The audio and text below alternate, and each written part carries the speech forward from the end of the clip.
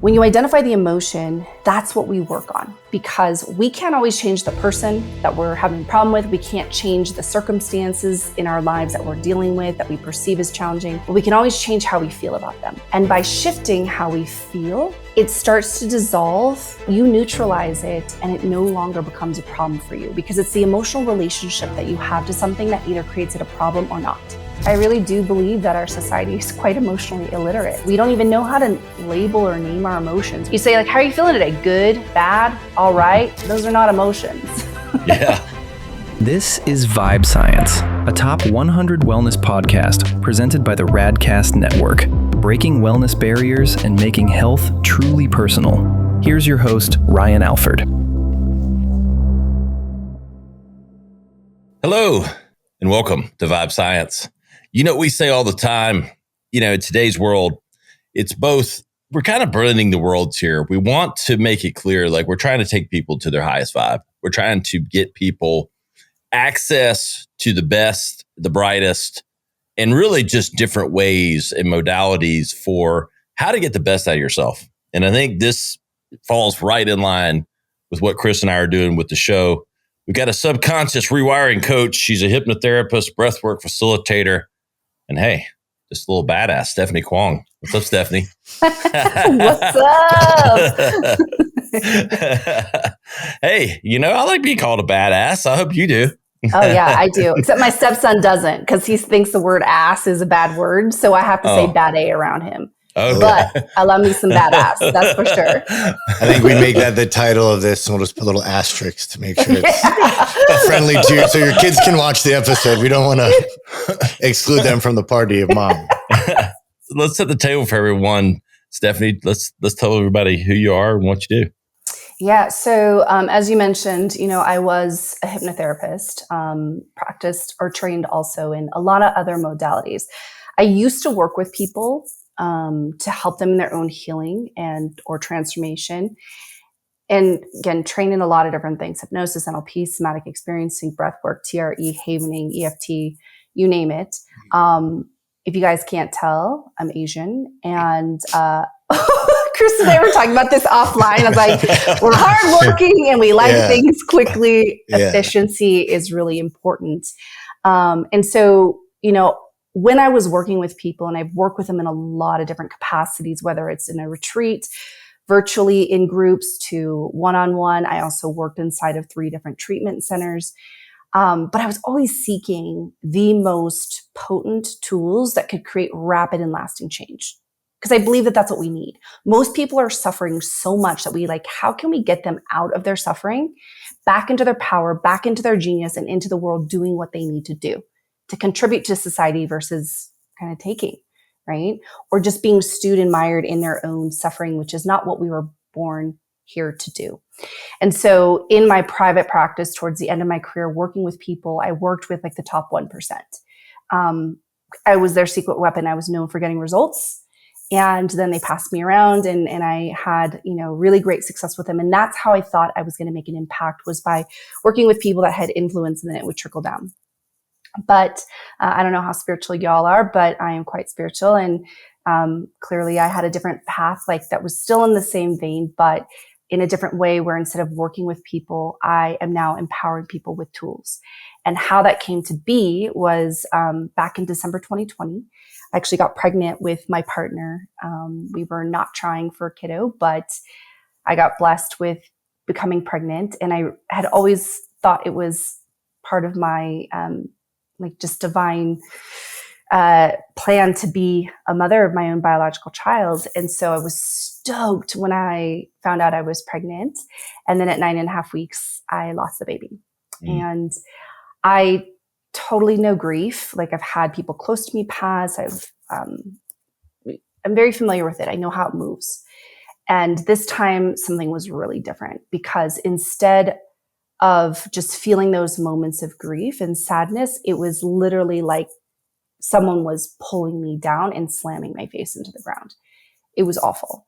And over time, it was just getting worse in my ability to function on the daily. And so everything that I'd been trained in, all the tools, that I had once worked for me, were not working. An extraordinary community of people I'd cultivated over 14 years working as a practitioner. So, different coaches, therapists, healers, shamans, you name it, just wasn't moving the needle.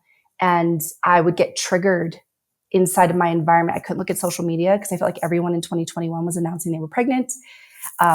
If I went outside and saw a pregnant woman, a baby, any sort of kid paraphernalia, I'd start bawling my eyes out uncontrollably and unconsolably. I'm like, okay, now I can't go outside. And so my world was literally closing in on me. And also I had days where I didn't want to function. I mean, Chris and I were talking about this before we hit record. It's just like, how much we love to put our time and energy into our mission. And I couldn't even do that because I was struggling with depression and even suicidal ideation. And I then got connected to these tools that we were calling the Rapid Rewire Method in one process the trauma of the miscarriage, drain the emotional charge, where after, it was a 60-minute session. And we finished before the 60 minutes, but I literally couldn't feel or find sadness or grief in my body. It was gone. I was searching for it. I was almost trying to will it back. I'm like, whoa, I kept seeing scenes of the miscarriage and literally I felt nothing because it had been integrated and neutralized. And now I was able to file that traumatic experience where it belongs in the past versus carrying it with me in the present moment, which then of course would impact my future. And so I kept working with these tools every single week. And by week 7, I heard the divine command, you are meant to bring these tools into the world. And I've had many moments in my life where I've had those whispers or shouts at me of which path to take. And so I walked down that path and joined forces with my co-founder. We launched the Rapid Rewire Method, and now we are empowering humans with the ability to learn tools that are so easy to facilitate and follow. It's literally in a script that you can read. And they're very fast with lasting change. I feel like that's really me living in my purpose, because instead of needing to be the person to work with people, I can now actually hand people tools and say, hey, you can use this on yourself, or now you can go help your neighbor, your friend, your clients, if you're a coach or therapist, and have the capacity to be able to liberate people quickly from their suffering. That's awesome. I mean, appreciate the transparency in the story, especially with losing the child. As a father of 4, that rings home with me, the wife, and having family, but amazing to kind of turn the page and turn it into a positive. I'm sitting there thinking, like the voice thing, and I am spiritual, but I would, the only voice I normally hear is like my wife, like whispering to me, like things I forgot to do. And I'm like, take the kids to school. but at the same time, no, I mean, we think we all get compelled to do things, and I don't know, it's powerful that you're turning into such a positive, force. I am like intensely curious though on like the rewire stuff, because, I'm like, everybody, we all need, I almost call it like, like the mental eraser on some level. Like, like, how do I get this out of my head? Talk to us a little bit, specific, like how this works. Like, what are we doing to like rewire our minds? Yeah. Well, the beautiful thing is, our minds aren't static, right? I know you guys have had a lot of incredible guests in the past. I'm sure they've told you that, where neuroplasticity is a real thing. The blueprint that we were indoctrinated into as children, right? Whether it's just our parents telling us the way that life works or who we are, or other authority figures or culture or media, or even the misinterpretations that we created in the past as kids, right? Something happens and we make up some random story that's not even true. And then we hold that as a deep meaning about ourselves, which is usually disempowering. Like, I'm unlovable, I'm not enough, I'm not worthy, etc., right? Or I don't belong. And we carry that with us into adulthood. Now, again, the good thing is we can rewire that because of neuroplasticity. And what these tools do is they work with the subconscious mind. So a lot of the different modalities out there, they're all great, and we don't like to bash any of them. Again, I'm trained in so many, but the tools that work just on the conscious level, it doesn't really create the rewiring or the change that we need.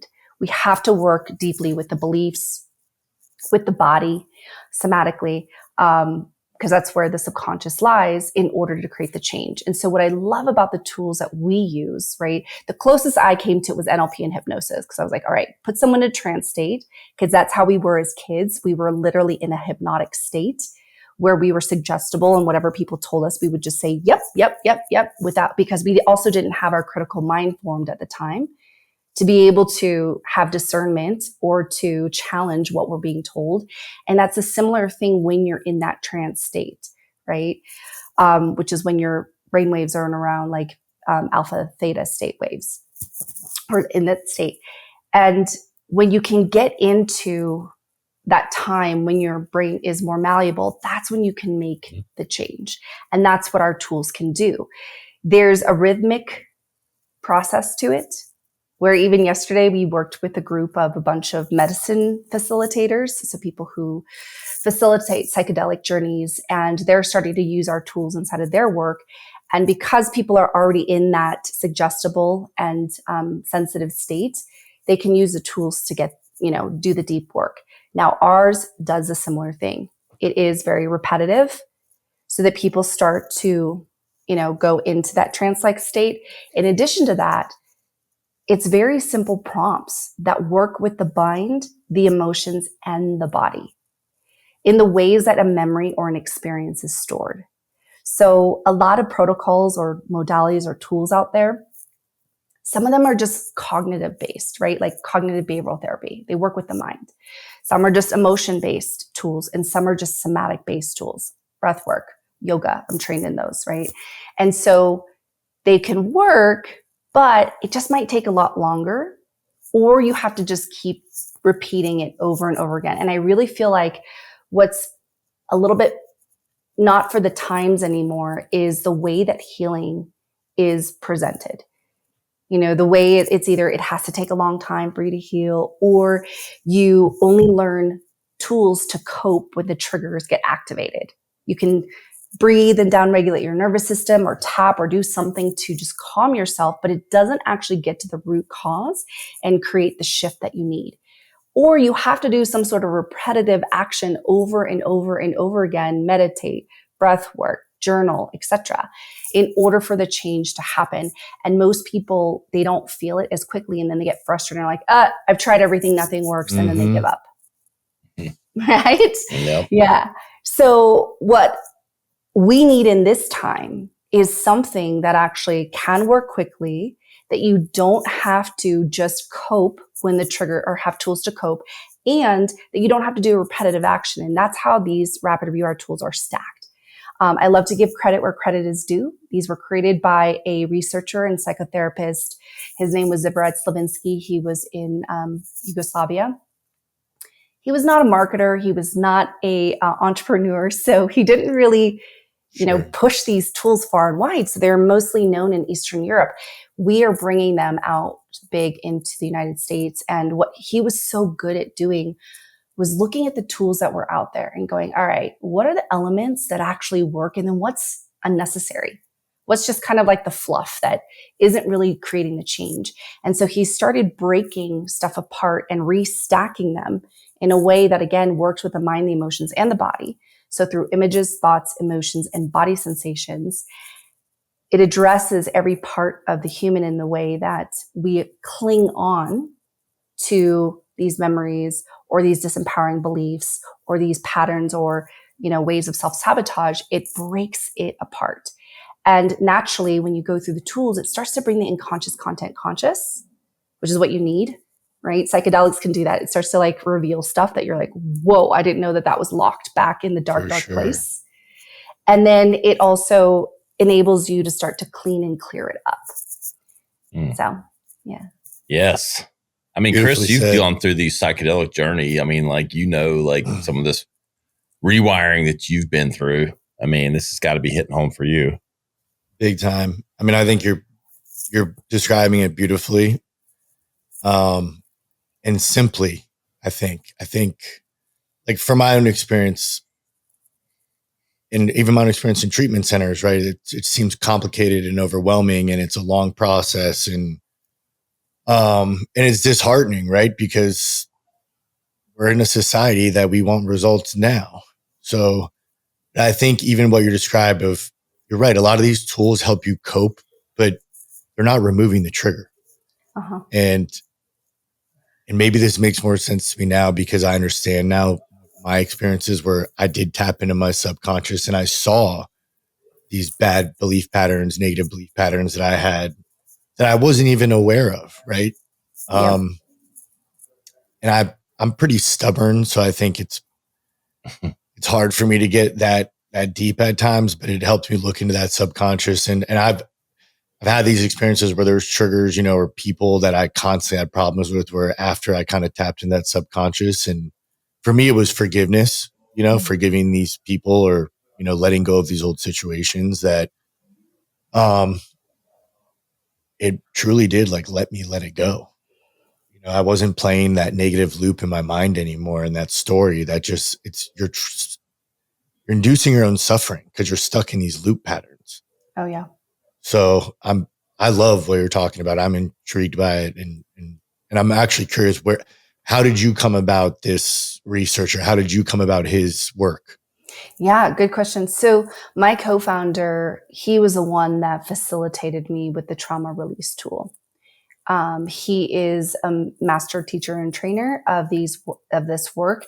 He learned them directly from Zivarad and then from his protege Vladimir, and then trained me up in facilitating them as well. So that's how I came across them. It was first he facilitated this process where I'm like, oh, what was that? Because I was known for getting rapid results. And what is this guy doing?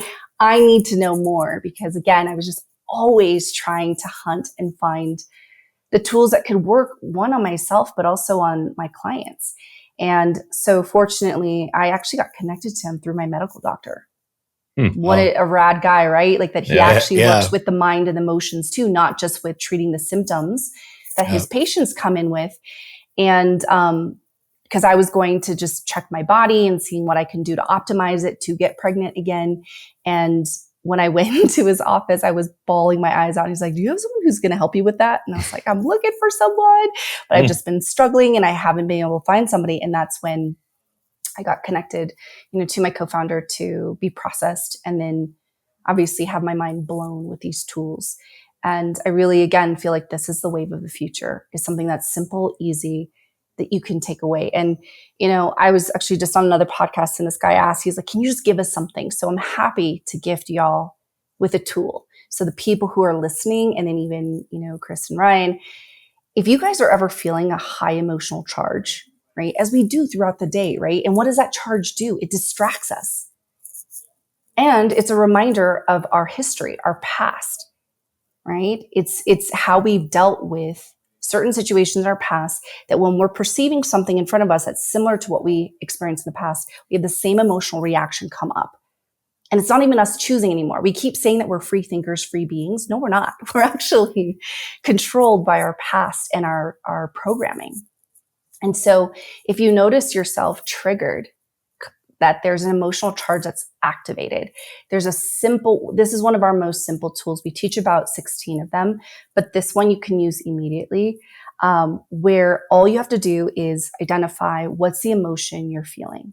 You can identify the problem too. It could be, I know, Chris, you mentioned when you had an issue with someone, right? You could be this specific problem with this person. Great.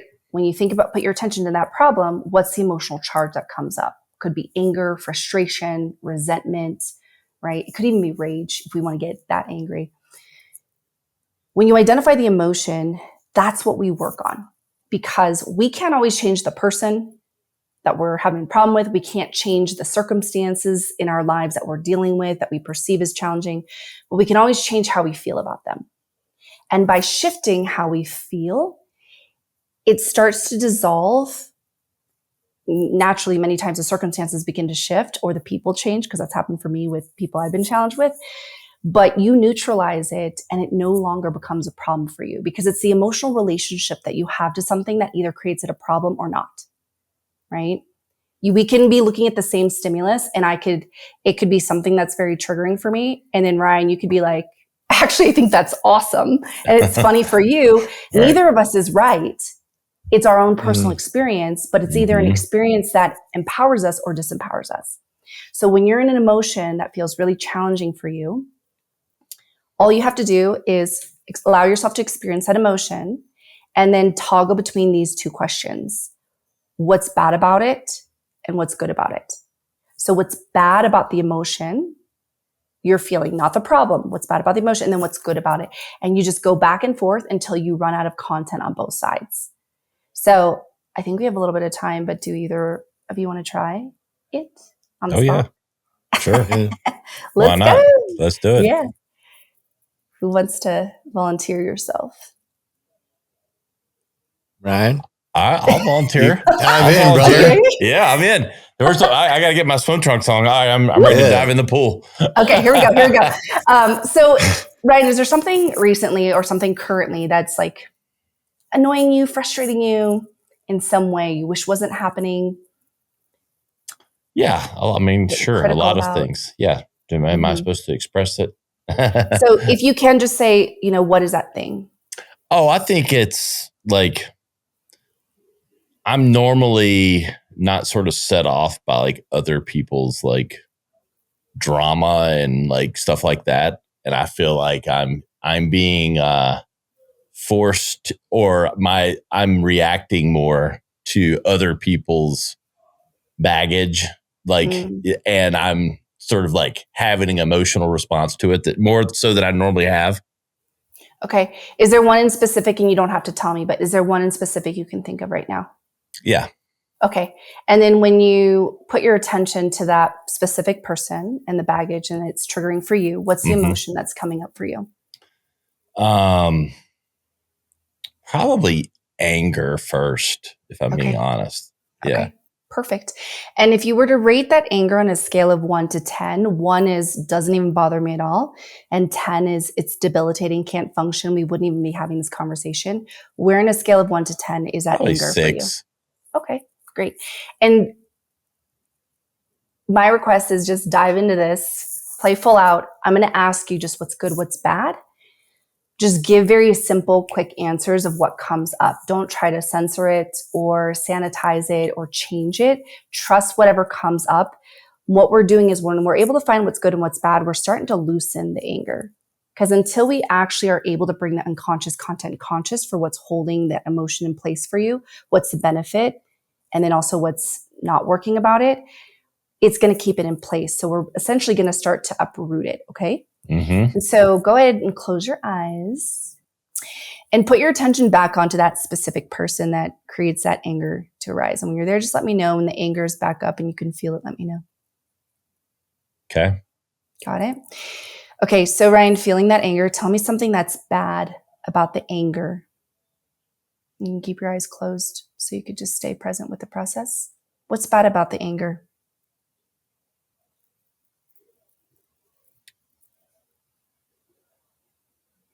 It limits productivity.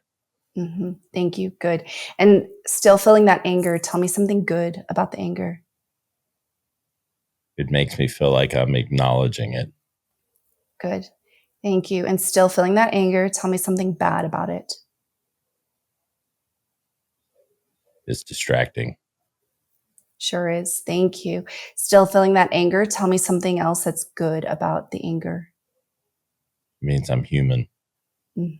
Thank you. Still feeling that anger, tell me something that's bad about it. It's not healthy. Thank you. Still feeling that anger, tell me something good about the anger.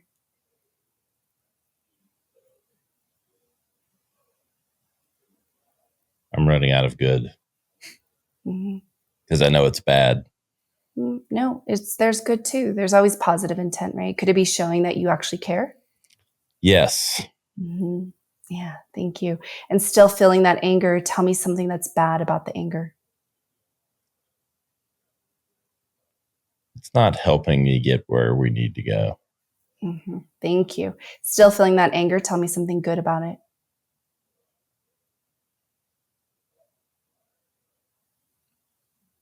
Means I'm in touch.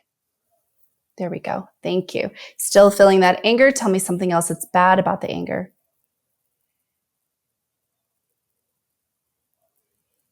It clouds my thinking. Thank you. Still feeling that anger. Tell me something else that's good about it.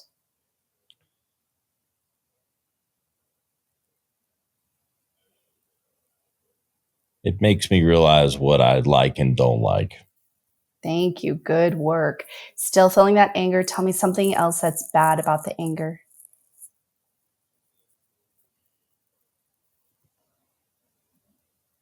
It's not reflective of what I want to be. Thank you. Good work, Ryan. You're doing awesome. Still feeling the anger. Tell me something else that's good about the anger.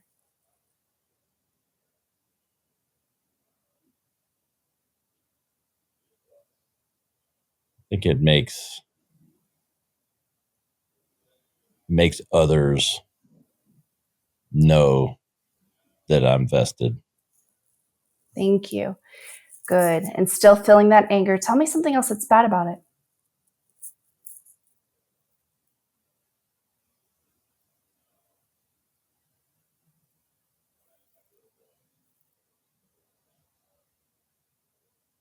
I think it reflects negatively of me. Thank you. And still feeling that anger. Tell me something good about it that you haven't already said.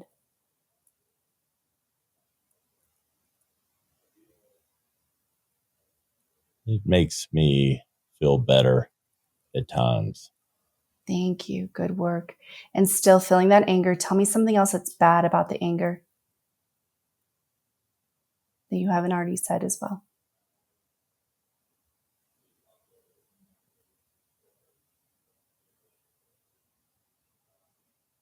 It's not allowing me to get over it. Thank you. And still feeling that anger. Tell me something else that's good about it.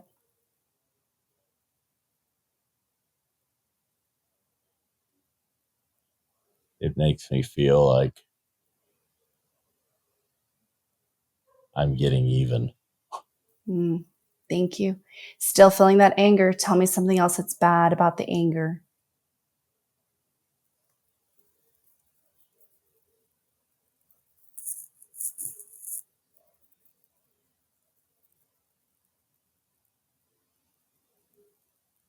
It takes away from the productivity of other things I'm trying to do. Thank you. And still feeling that anger. Tell me something else that's good about the anger that you haven't already said.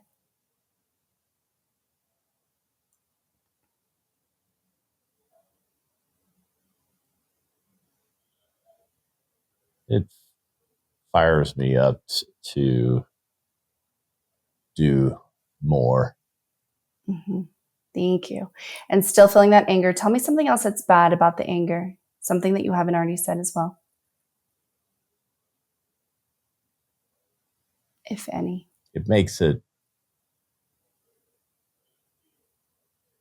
it gives it more energy than it deserves. Thank you. And just for the sake of time, go ahead and take a deep breath in and out, Ryan. And I want you just to check back in with the anger. So the person that you initially brought to mind that you were harboring that anger with, where on a scale of 1 to 10 is the anger? 3.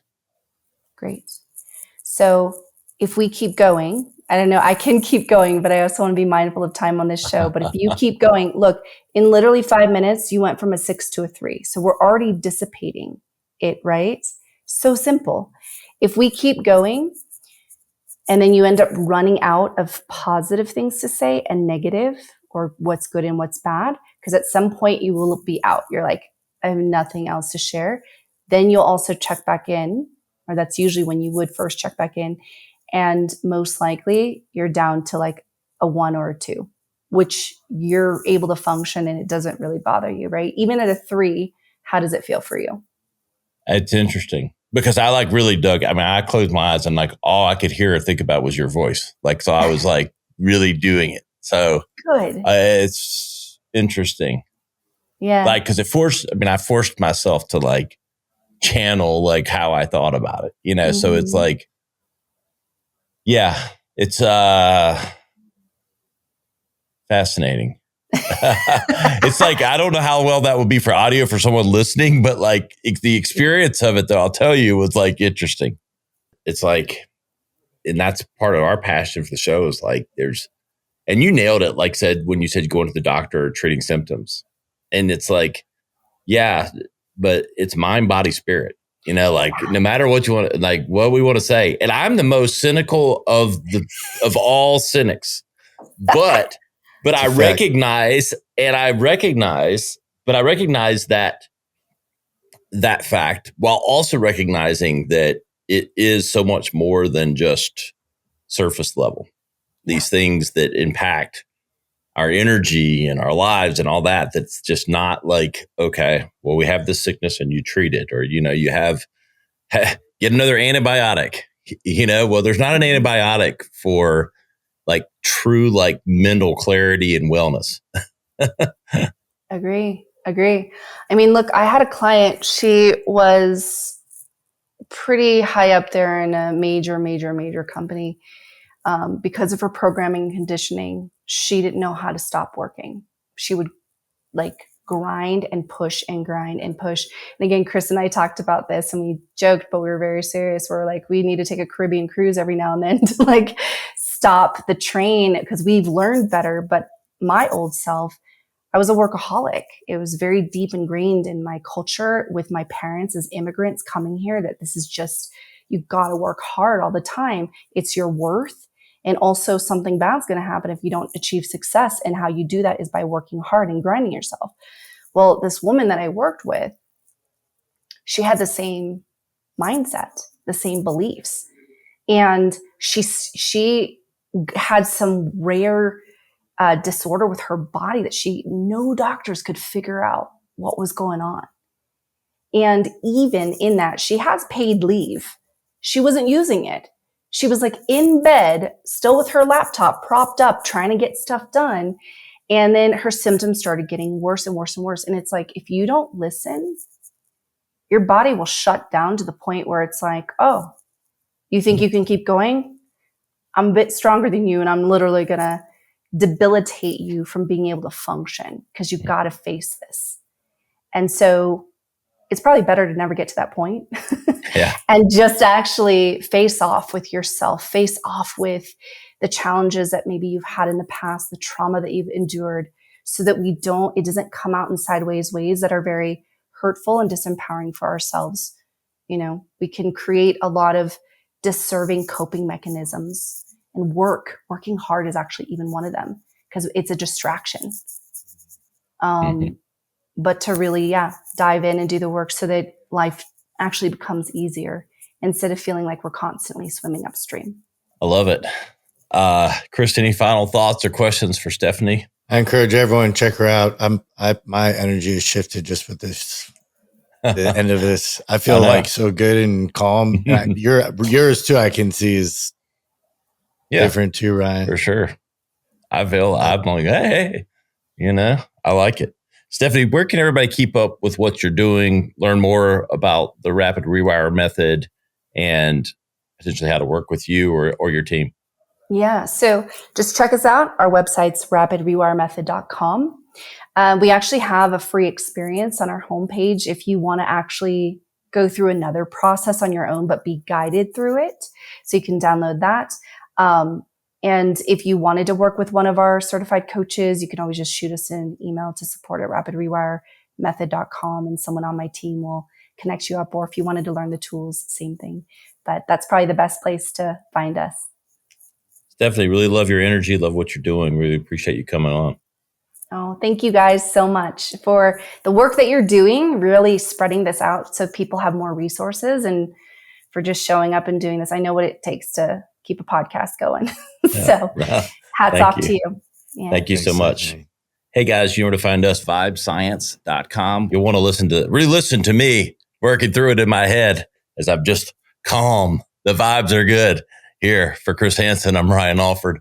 We'll see you next time on Vibe Science. The content discussed on this show is provided for reference and educational purposes. The content is not an attempt to practice medicine or provide specific medical advice. Always consult your personal physician for medical advice and proper diagnosis. Thanks for listening. This is Vibe Science. To learn more or watch full episodes, visit vibesciencepodcast.com. Here's to discovering your highest vibe.